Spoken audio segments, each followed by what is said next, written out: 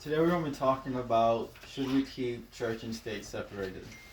Now, the first thing you might think of, or the first question you might have, what does church and state even mean? And when people are talking about church and state, they're talking about our First Amendment, and more specifically, when it says Congress shall make no law respecting an establishment of religion, which is basically saying to keep any type of religion out of our government. And now the next question after that you might have is, why do people care so much? Why is it such a big conversation?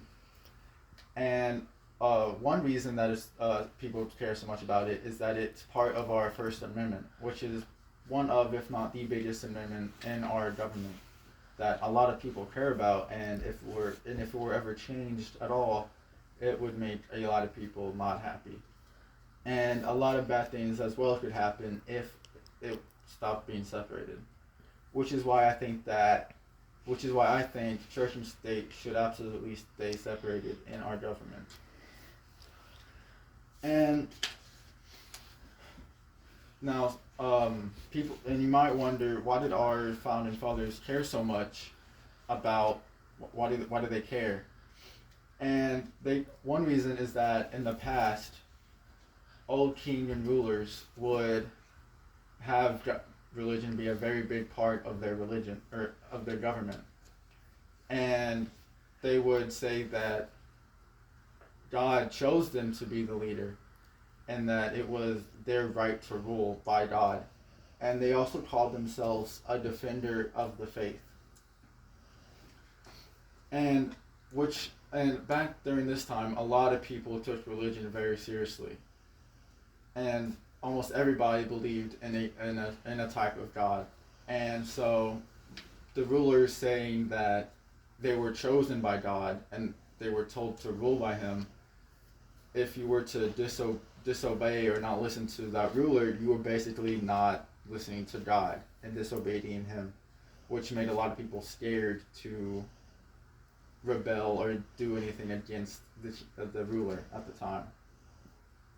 And another reason our founding fathers believed to keep it out is that government just had no business being around religion in the first place. And they believed that religion was between man and his God, and not government. So they believed that government should be nowhere near a person's religion and their faith.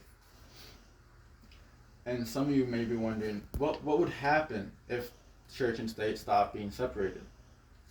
And one thing that might happen is that whoever did that would probably do the same thing as the old rulers, which would be that they were chosen by God to rule our country, and that they would, as well as doing that, probably take away people's rights to follow any other religion than their choice of religion, which a lot of people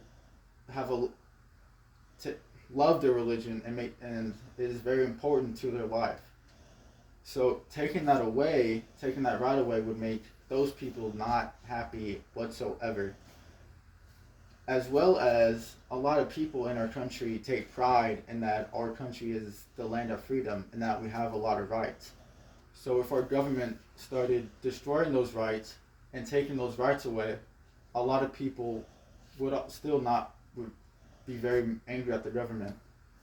And a lot of people would probably fight our government over that, their right for religion. Which is why I think we should keep it separated in our government.